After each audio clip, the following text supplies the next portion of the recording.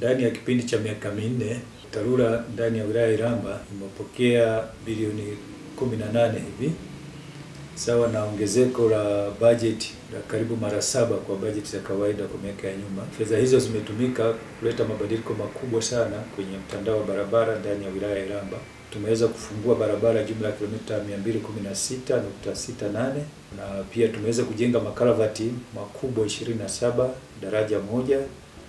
Lakini pia tumeweza kuanzisha mpango wa kujenga barabara kwa kiwango cha lami ndani ya miji. Ndani ya kipindi hicho tumejenga kilomita 3.8 na kufunga taa jumla ya taa 175. Tumeweza kufanya matengenezo ya barabara ya kawaida na muda mrefu jumla ya kilomita 259.25.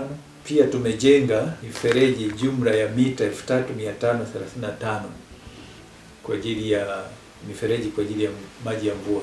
Ndani ya kipindi hiki cha miaka minne kumekuwa na ongezeko kubwa la barabara zenye hali nzuri, ambapo barabara zilizofunguliwa takribani 35% ya barabara ndani ya mtandao zimefunguliwa ndani ya kipindi cha miaka hii minne.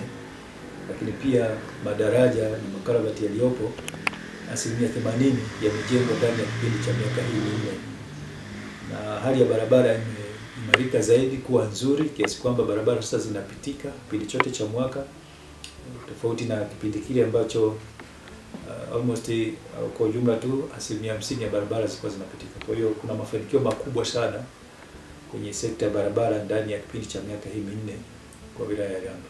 Kwa kweli tunamshukuru sana Mheshimiwa Rais Dr. Samia Suluhu Hassan, Rais wa awamu ya 6, kwa bidii kubwa ambayo amefanya kutuwezesha sisi kama TARURA Iramba kwenye sekta ya barabara, kwa sababu bila hivyo kwa kweli yote yasingeweza kufanyika. Kwa hiyo tunapongeza sana juhudi zake na tunashukuru hata sisi tunaona sasa mabadiliko makubwa kwenye hali ya barabara ndani ya wilaya.